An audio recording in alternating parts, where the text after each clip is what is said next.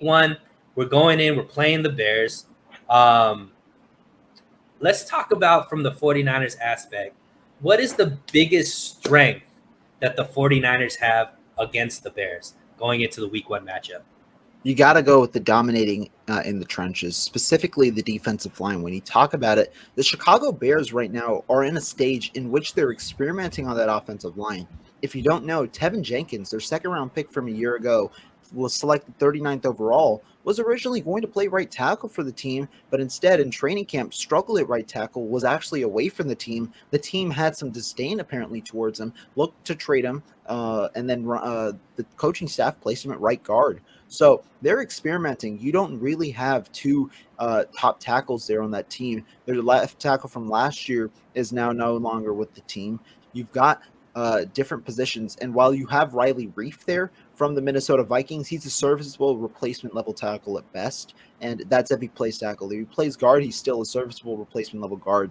So to me, the 49ers have a top five defensive line in the NFL, spearheaded by Nick Bosa, and got space eaters in a way like obviously Javon Kinlaw and Ark Armstead that can match up against that interior of that offensive line, or the Bears offensive line.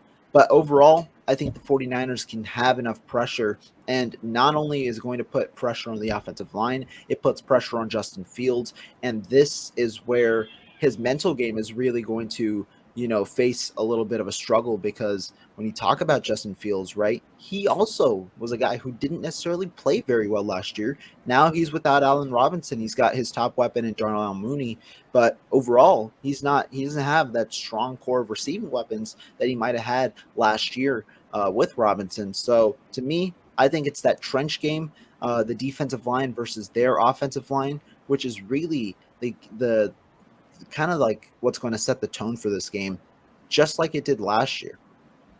Yeah, and Fernando says the defense, also the secondary. Tobin is saying Bosa's about to get 5 sacks. So similar to the stuff you're saying, I'm going to go a little bit different route. I agree with you, but I think it's actually more widespread.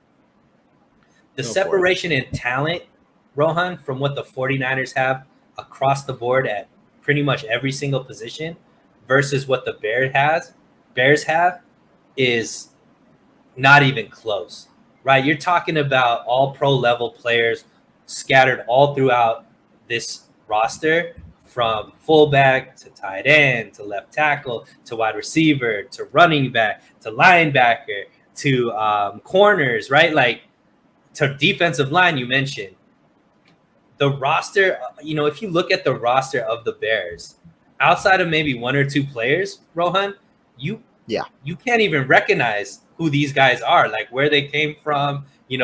Are they backups? Were they starters? Are they rookies? A lot of these guys have been in the league a long time, and I didn't even know they existed, right? Because they've been backups on other teams. And it's like the fact that the 49ers have that much more talent means that their window for success is that much higher, right? Whereas the Bears' opportunity to win is very, very slim because they don't have the talent to be able to overcome mistakes. And so I think that that's like the biggest strength that the 49ers have, that even if they don't play a perfect game, Rohan, they can still win just because they are totally outmatching the Bears just based off of a talent perspective. Right. And I mean, I'll put this way. David Montgomery is arguably one of their best offensive players, right? The running back, obviously. He's been a pretty solid running back. He's averaged nearly only 4 yards a carry in general over the last couple of seasons. That is a fairly meager mark for running backs. In reference, Elijah Mitchell averaged 4.7 yards a carry last year. And so what I'm trying to say is last year was a better offensive line likely for the Bears. This year, I think that offensive line has either remained the same or regressed. And now going up against the top run defending unit from week 8 onward in the 49ers, who are now involving Javon Kinlaw in the mix, I think that run defense is going to make it tough on the Bears passing offense. Whereas, like you said, what did the 49ers do in the offseason? They insulated their secondary. They added Charvarius Ward to the mix. They've got guys like Emmanuel Mosley that can defend. It's going to be tough to play with these cornerbacks, especially because those receivers are inexperienced.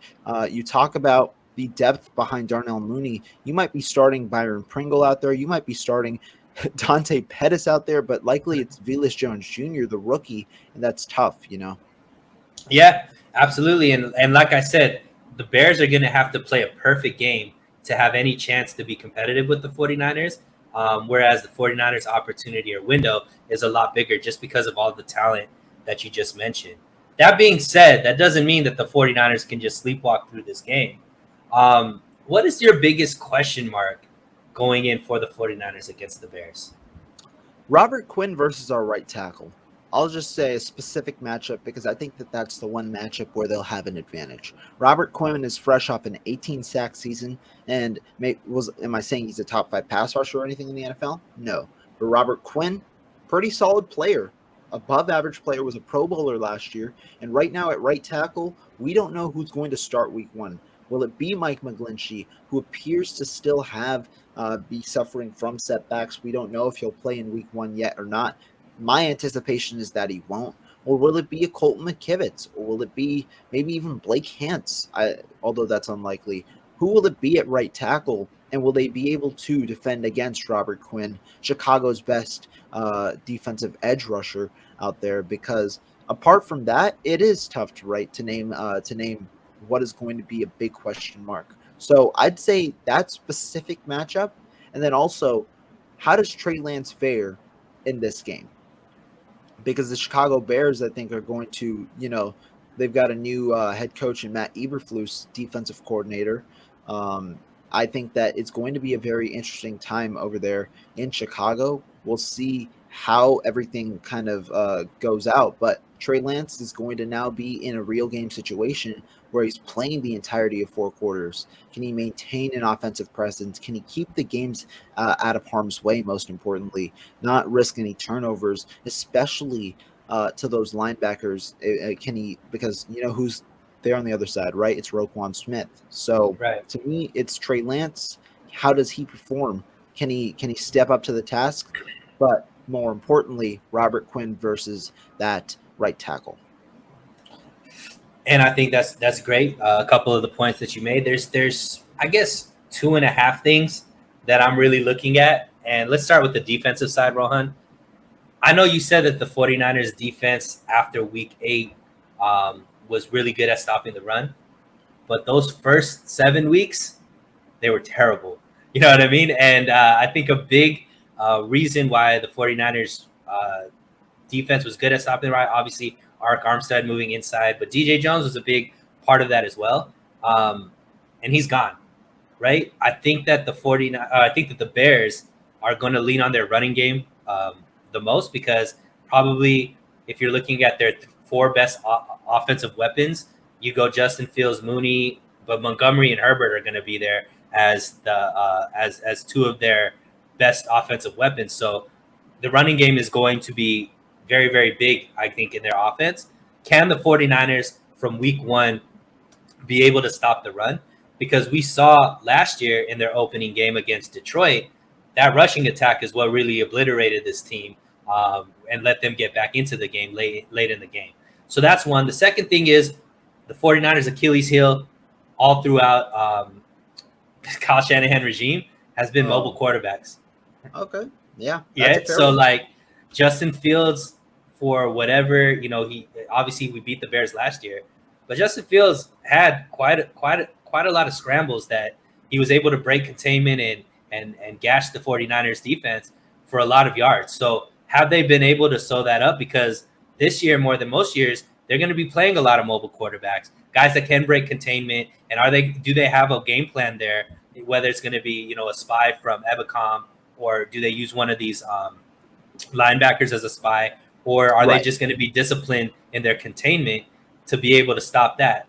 But the biggest thing that I want to see, Rohan, the biggest question mark to me is consistency with the offense and moving the ball, right? They haven't shown that much success through the preseason. Last year, throughout the season, we haven't seen them put together 4 quarters where the offense was able to move the ball consistently.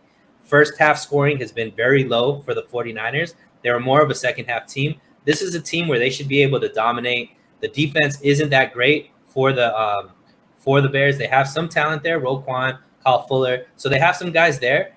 Is it Kyle Fuller? I forget if it's Kyle Fuller. They drafted Yeah, somebody. they moved off of Fuller, but they've got But they drafted what's his name? I forget the Kyler guy's Gordon. name. And There it they is, got Kyler Gordon. Jaquan. Yeah, Jaquan Brisker. So I think that this offense should be able, with the talent that they have, to really be able to move the ball against this Bears defense. Are they going to, though? That's the biggest thing, because we need to see this offense carry some of the weight, so we're not like last season where the defense has to bail this team out over and over and over again. Yeah, you got me thinking, because obviously your point about Justin Fields being a mobile quarterback, that's a very good point. Just look at last year, right? When the 49ers, like you said, had DJ Jones in there back in week 8. Week 8, that was. Justin Fields ran for 101 yards on the team. 10 carries, 101 yards, and a touchdown. And the 49ers only won that game 30-22, despite the Bears not really being a good team. And real quick, Ready Music, Pettis is not a starter for Chicago. I was joking. Yeah, Pettis there's some injuries though, so he might make the field, but I think he'll see playing time, but we'll see. Yeah. But continuing on, I think that's a valid point. How do the 49ers combat that? And overall, like you said, because it's going to be a theme for the 49ers, you face Kyler Murray twice a year. You're going to face in Seattle, in a couple weeks. Not Seattle, sorry, in Denver now. You're going to face Russell Wilson again, right? In week 3. What week is that? Shoot. I don't remember the weeks off the top of my head, but you're going Justin to face Herbert. You're going to face, that's week 10. Exactly. You face a ton of these quarterbacks generally, and that's kind of how the league is shifting. And so you're going to need to combat that. And in my opinion, that's going to be the blue check that signs DeMeco Ryans' name off to a head coaching position. Can he combat that? Because sometimes we struggled against those last year, but against Arizona, we were able to combat that right back last year. Murray was only held to 17 points, and that was the most prolific offense in the NFL last year. And so, to me, that's a great point. And I want to give one last one before we move on. Sure. Biggest question mark. Something that thwarted the 49ers last year shouldn't be as big of a problem this year with the improved secondary, but penalties. I think that undisciplined behavior is really going to be a key factor for the 49ers, because so many people, so many analysts have said it, ourselves included. The 49ers have a damn talented roster, right? Top to bottom. The one question could potentially just be quarterback and the offensive line, specifically the right side. So I think that, like, overall, it's a fairly talented roster, top to bottom. So what thwarts these fairly talented rosters? Undisciplined behavior, like penalties, like turnovers, and things like that. So can the 49ers be able to effectively keep the ball out of harm's way? And can they also limit the penalties, especially defensively, to keep the defense off the field and the offense moving? Yeah, you know what? I'm not as worried about the defensive penalties as I am this year about the offensive penalties, right? Because if, like you said, the Robert Quinn versus right tackle, whoever that is, matchup, that's where I think we could see, if I don't know, though, because, like, they might have Nick Bosa refs, right? So they might just not call it. Right. No, but what I'm saying is the offensive line, if they're, because of how young they are, because of all that kind of stuff, like you said, they have to play discipline, make sure they're playing with the right technique, getting themselves in the right position so they don't have to compensate by holding, things like that, because this is a very different offense in a way because of the release from Trey Lance. It's not as quick as Jimmy, right? So these guys are going to have to block an extra hitch, maybe an extra second in pass protection, because Trey Lance doesn't get the ball out of his hands as quick as Jimmy Garoppolo did. That's something that he was elite at. So when the ball's held a little bit more, when you got a quarterback that's back there creating time and all that kind of stuff, usually that can lead to a lot more penalties because the offensive line now has to be on the move as well. So it is something that I think you made a great point, something to pay attention to.